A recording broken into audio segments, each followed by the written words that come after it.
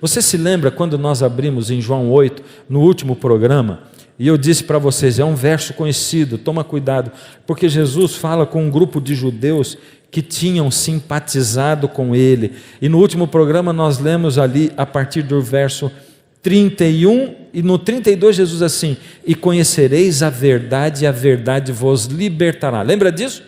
E eles disseram, mas como? Nós somos livres, somos filhos de Abraão. A gente gosta de ser enganado, e Jesus não gosta de enganar. Então Jesus diz a verdade. Jesus, a gente lembra de Jesus com essa aura do amor, e Ele é amor porque Ele deu a vida por nós, mas quem ama, educa. Você entende isso? Pai que ama, educa. Ou, você é um pai amoroso, tudo bem, então se o seu filhinho diz assim, pai, eu nunca mais vou comer comida, eu só quero comer doce. Tá bom, pai, eu não quero comida. Você diz, que belezinha. Tá bom, querido, papai ama você, pode comer o que você quiser. É isso que é educar bem uma criança, não é? E você não pode dizer a verdade nunca. Se ela falar uma coisa feia, se ela se comportar mal, você não vai magoar a criança. Você vai dizer assim, benzinho, você é tão lindo. Papai ama você, continua assim, vai. Continua, vai, faz o que você quiser. É assim que a gente educa? E eu vou dizer um negócio para você. Jesus, Ele fala da verdade com a gente. E a verdade machuca, a verdade dói. Então, se você continuar escolhendo a igreja que afaga você, você vai fugir da verdade.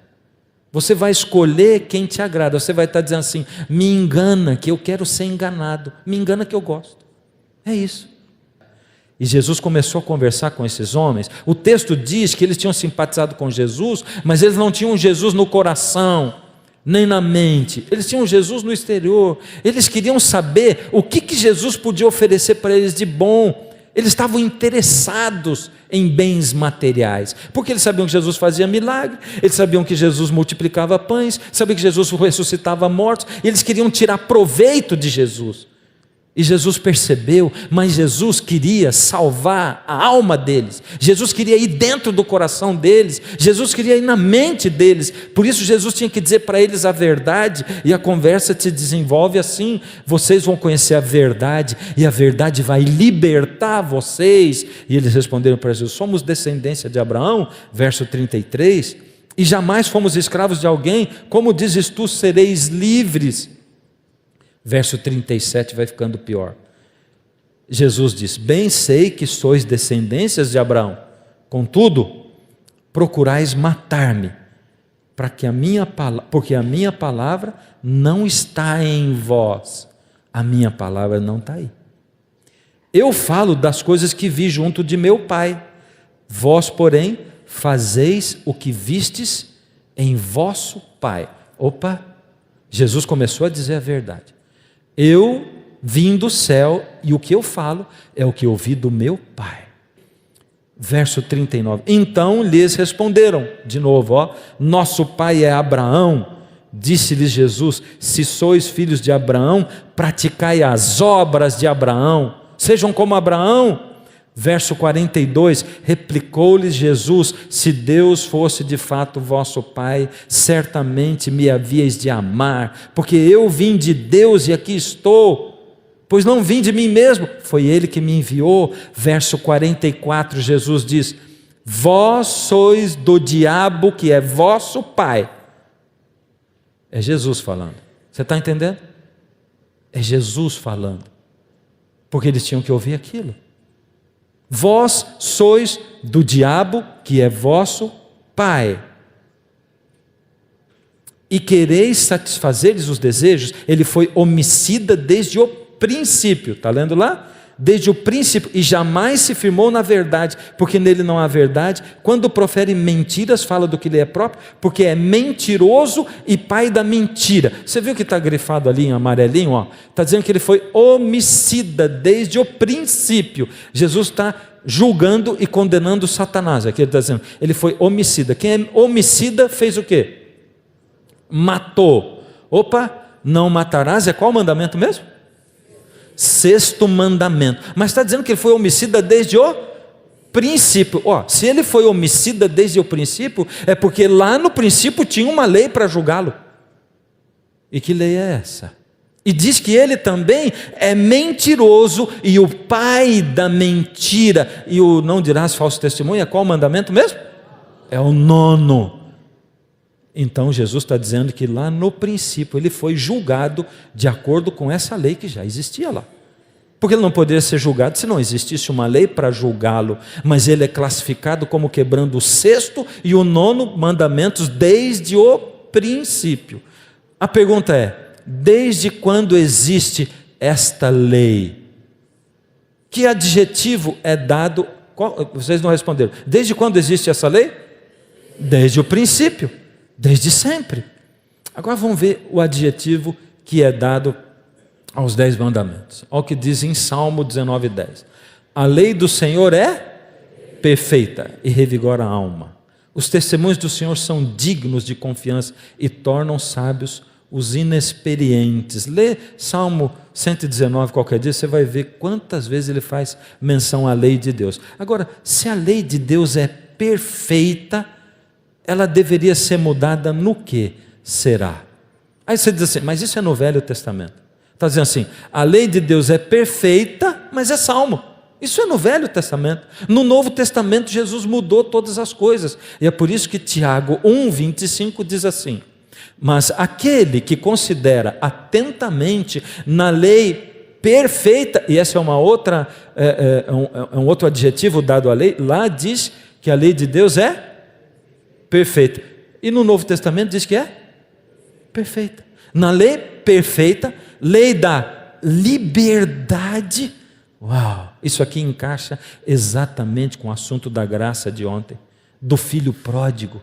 A lei da liberdade que o pai tem em casa, e nela persevera, presta atenção agora, não sendo ouvinte negligente, ou seja, aquele que não ouve só e não faz nada a respeito, sabe? Mas operoso praticante, aquele que cumpre, faz o que diz nela, esse será bem-aventurado no que realiza. E nós estamos no Novo Testamento. Isso é Tiago, capítulo 1, verso 29. Agora, vamos dormir com esse barulho aí. Quando aparece esse negócio de, mas então, olha só.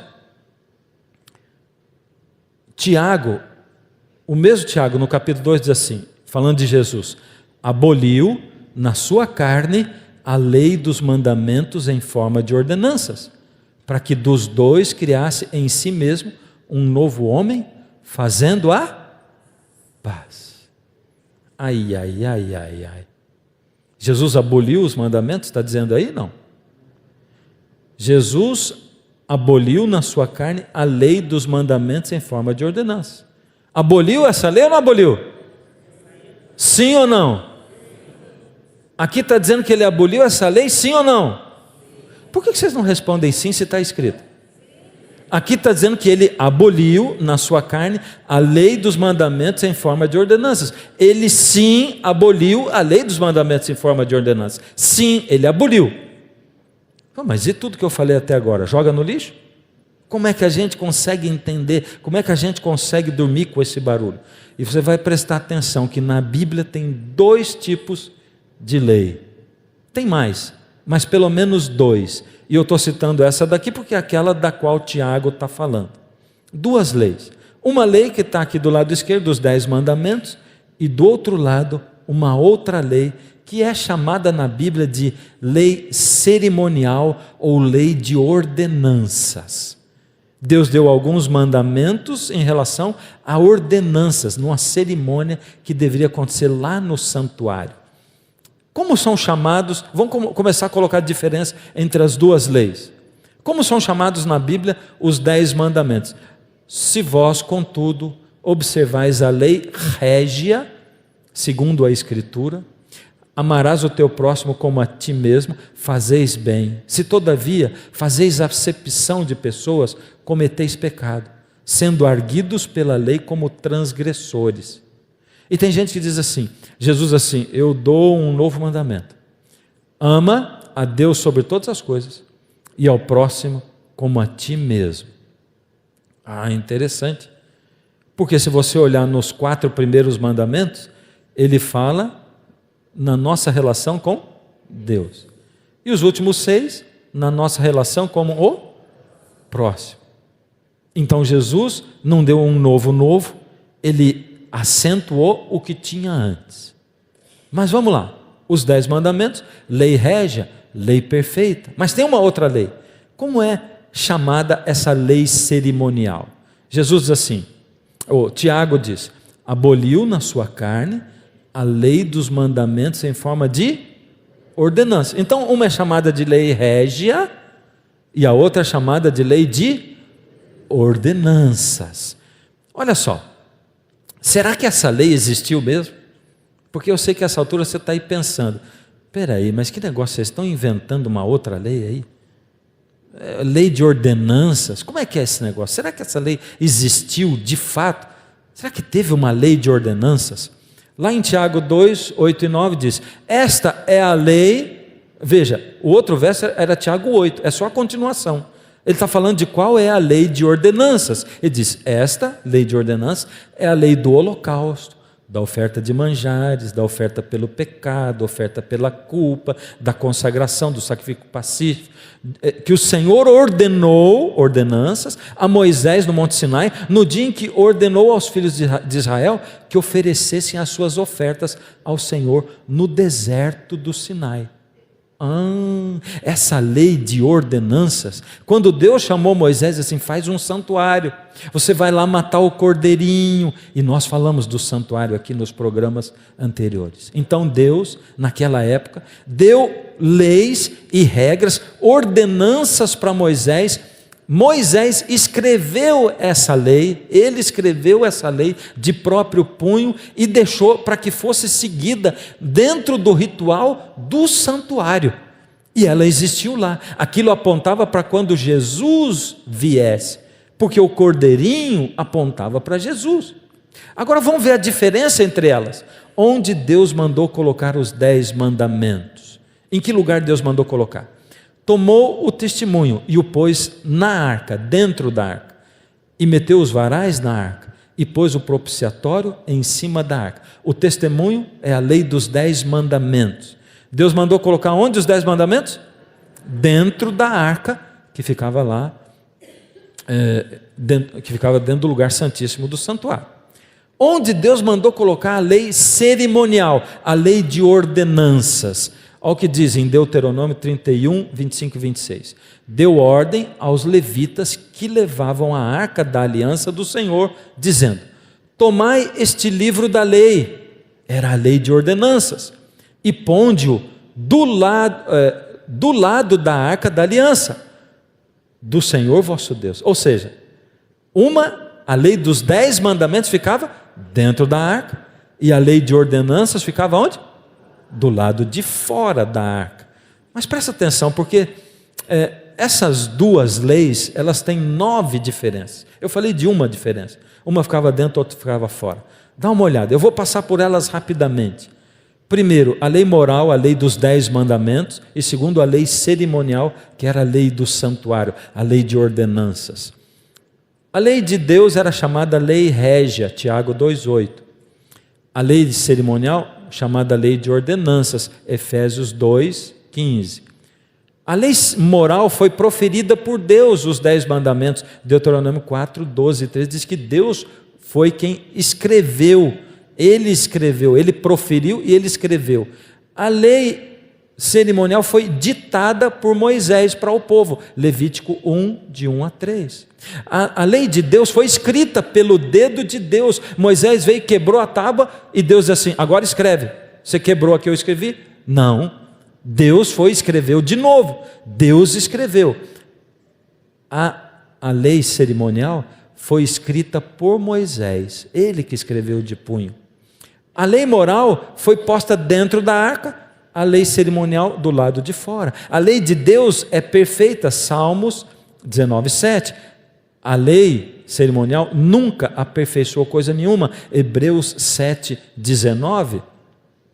A lei de Deus permanecerá para sempre. Salmo 11, 7, 8. A lei cerimonial foi cravada na cruz. Colossenses 2,14. A lei moral não foi abolida por Cristo. Mateus 5,17. A lei cerimonial foi abolida por Cristo quando ele morreu, porque o véu do santuário se rasgou de alto a baixo, dizendo que não precisava mais matar o cordeirinho, porque o Cordeiro de Deus tinha vindo e tinha morrido pela humanidade. A lei de Deus deveria ser engrandecida por Cristo, e foi. A lei cerimonial foi tirada por Cristo, Colossenses 2,14. A lei moral torna conhecido o pecado, Romanos 3. A lei cerimonial surgiu por causa do pecado. Para que serve a lei de Deus? A gente acabou de ler ali. Para que ela serve? Então, primeiro, eu já sei que a lei não me salva. Guardar os mandamentos me salva? Sim ou não? Guardar o sábado me salva? Sim ou não? Sim ou não? Não. Eu posso fazer qualquer obra para contar pontos com Deus? Sim ou não? Também não. Então, para que serve os 10 mandamentos? Para que serve a lei de Deus? Romanos 7,7. Que diremos, pois? É a lei pecado? De modo nenhum. Mas eu não conheci o pecado senão pela lei. Porque eu não conheceria a concupiscência se a lei não dissesse, não cobiçarás. Então, na verdade, a lei me mostra o pecado, visto que ninguém será justificado diante dele por obras da lei, em razão de que pela lei vem o pleno conhecimento do pecado. Ou seja, a lei é um espelho. A lei me mostra quando eu estou errado. E eu gosto de usar um exemplo assim. Vamos imaginar que a lei é esse piso no qual eu estou, esse palco. Lá para baixo é o mundo do pecado. Lá para baixo é onde Jesus encontra a gente, na vida de pecado. E Ele quer levar onde a gente? Ele quer levar lá para cima, para a santidade. É isso que Ele quer. E Ele encontra a gente lá e começa a levar. Em um momento da vida da gente, a gente passa por esse piso, vai subindo. E o foco da gente é Jesus. Jesus está lá em cima e Ele quer nos levar para perto dEle, e a gente vai sendo levado por Jesus. No momento você passou desse piso e você está em conexão com Jesus. Se você começar a largar da mão de Jesus, você vai começar a fazer o quê? A cair. Sabe o que é a lei? A lei é o piso. A lei é o piso. Largou da mão de Jesus, você cai. E vai caindo, e vai deslizando. Chegou num momento, você passa do piso, e quando você passou do piso, a lei toca um alarme. Pá, pecou, foi longe demais, largou da mão de Deus, quebrou os mandamentos. Enquanto eu estava no pecado, eu estava lá embaixo. Quando eu estava com Jesus, eu estava lá em cima. Eu estava aqui, não lá. Mas não é a lei que me salva, ela só me mostra se eu estou em pecado ou não. Ela é um espelho, é um alarme. É por isso que Romanos 7, 8, lembra que nós lemos no último programa Romanos 7? E nós falamos a respeito de Paulo e da luta de Paulo quando diz assim: eu tenho 2 leis em mim. Uma é a lei de Deus, que ele chama lei da minha mente. E essa lei de Deus na minha mente, ela me diz e eu sei o que é certo. Mas eu tenho uma outra lei em mim, essa lei está no meu corpo, é a lei do pecado. E eu sei o que eu devo fazer, eu sei o que é certo, mas eu só consigo fazer o que é errado. Eu não consigo fazer o certo. E toda vez que eu quero fazer, toda vez que a lei de Deus se defronta com a lei da carne, a lei do pecado que está em mim, a lei de Deus perde. É isso que acontece. E ele termina dizendo: miserável homem que eu sou. Abre lá em Romanos capítulo 7. Miserável homem que eu sou, quem me livrará desse meu corpo que está me levando para a morte? Agora presta atenção no que Paulo fala. Porque a lei do Espírito, Romanos 8, 2. Porque a lei do Espírito de vida em Cristo Jesus te livrou da lei do pecado e da morte. Opa! Apareceu uma terceira lei. A lei do pecado e da morte era a lei do meu corpo que me fazia pecar. A lei da minha mente era a lei de Deus, que eu conheço, e que eu não consigo guardar. Eu quero, mas não consigo. Agora está dizendo que aparece uma terceira. É a lei do Espírito de vida em Cristo Jesus. Ou seja, é quando o Espírito de Jesus habita em mim, e Ele me dá capacidade para guardar essa lei, porque eu de mim não posso fazer nada. Está entendendo? Ou seja, quando eu sou batizado pelo Espírito Santo, para que serve o batismo do Espírito? Ele serve para me fazer ser cristão. E aí é que está o grande problema, porque eu conheço um monte de gente que diz que é batizado pelo Espírito, mas bate na mulher em casa. Eu conheço um monte de gente que diz que é batizado pelo Espírito, mas vive fazendo uma vida de dívidas. Eu conheço um monte de gente que diz que é batizado pelo Espírito, vive numa religião emocional, mas não produz a obra do Espírito, e não está preocupado com a lei de Deus. Interessante. Aqui está dizendo que quando o Espírito vem, ele vem para fazer a gente ser cristão. Sabe de uma coisa? O mundo está cansado de ouvir a gente falar de Jesus. Está cansado. O mundo quer ver gente sendo como Jesus. O mundo está cansado de ouvir a gente falar blá blá blá de Bíblia, de religião, de norma. O mundo quer ver a gente ser cristão, mas a gente só vai ser cristão se o Espírito estiver dentro de nós, se o Espírito morar no nosso coração. E olha ali está de 7 a 14, mas eu vou ler o 7 até o 9. Por isso o pendor da carne, ou seja, essa minha tendência de pecar, por isso o pendor da carne é inimizade contra Deus, pois não está sujeito à lei de Deus, e nem mesmo pode estar. Você está entendendo o que está dizendo? Essa lei da carne que me faz pecar não está sujeito à lei de Deus, nem pode estar. Portanto, os que estão na carne não podem agradar a Deus. Aqueles que não têm o Espírito não podem agradar a Deus. O verso 9 diz: vós porém não estáis na carne, mas no Espírito, se de fato o Espírito de Deus habita em vós. E se alguém não tem o Espírito de Cristo, esse tal não é dele. Olha o que Paulo está dizendo. Se você não tem o Espírito, toda vez que a lei de Deus disser faz isso que é certo, você não vai conseguir, porque a lei da carne vai vencer e você vai estar na carne. Mas se o Espírito estiver em você, ele vai dar poder para você para viver acima dessa lei, e ele vai fazer você ser vitorioso em relação a isso. O que é estar debaixo da lei?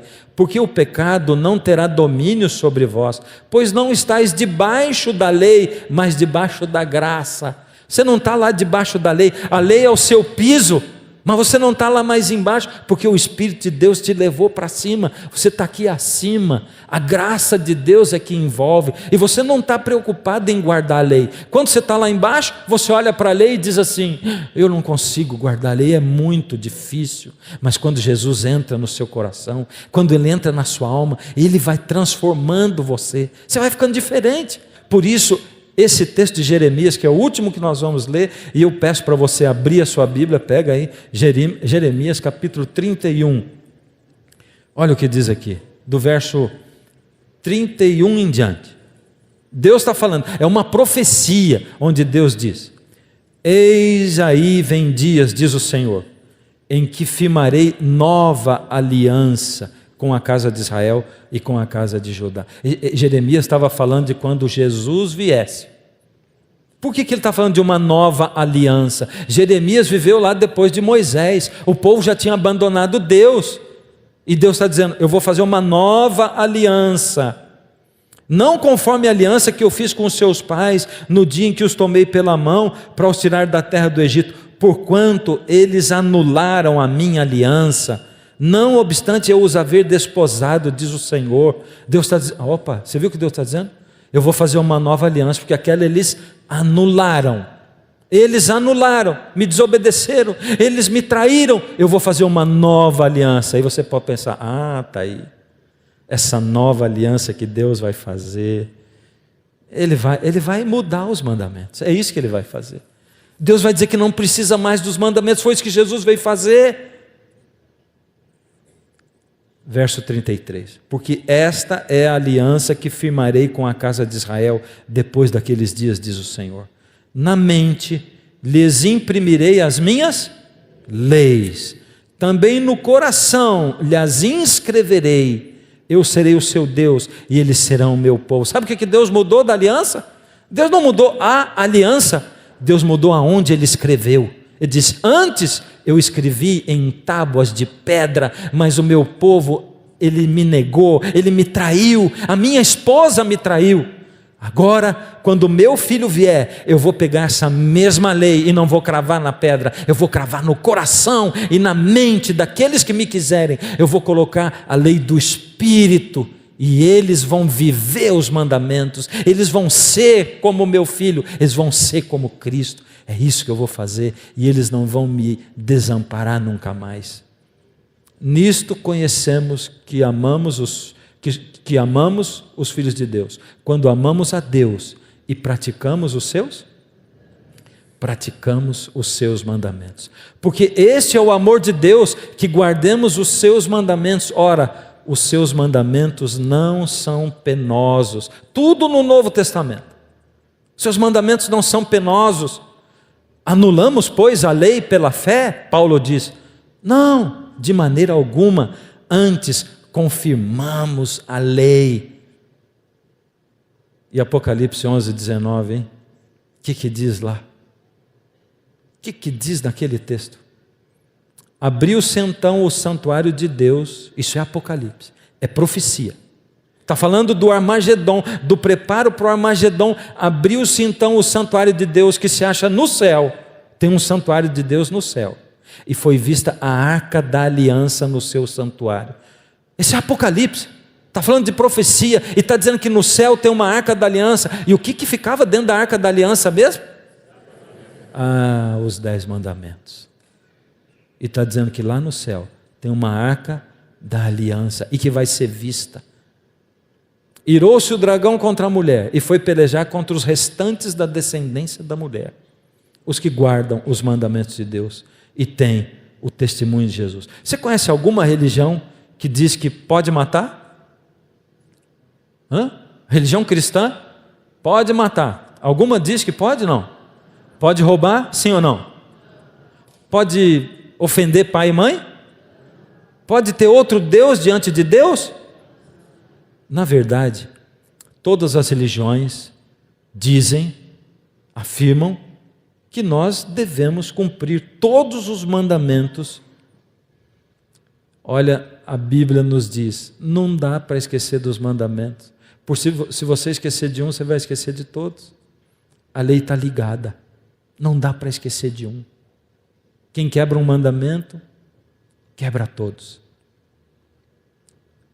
Você tem dificuldade com isso? Tem dificuldade com essa coisa da lei? Tem dificuldade com essa verdade? É uma verdade dura demais para você? Eu sei, a primeira coisa que você pensa é assim, mas como que eu vou guardar essa lei? Eu não consigo. E eu vou falar um segredo para você, eu também não. Não consigo guardar essa lei. Sabe do que eu dependo? Eu dependo do poder de Deus em mim cada dia. Cada dia eu tenho que ir para Deus, eu tenho que confessar os meus pecados, eu tenho que dizer, Senhor, hoje me dá o seu Espírito, me reveste do seu Espírito, para eu viver isso, porque sem o Senhor eu não consigo fazer nada. Pode ser que você tenha noção da palavra de Deus e queira guardar a lei, mas você não consegue guardar a lei, então você prefere deixar esse assunto de lado. Eu não sei qual é, mas você se sente escravo dele. E eu quero chamar você para você autorizar Jesus a ser o líder da sua vida. Mas você tem que autorizar. E se você precisa ser liberto, vem para cá. Vem. E eu já vejo alguém vindo. Amém. Só Ele pode libertar você. E diga isso. Perdão, Senhor, eu peço. Não quero me esconder atrás das minhas faltas, encobrindo erros meus. Perdão, Senhor, suplico, quebrei a tua lei, feri teu coração coração, te entristeci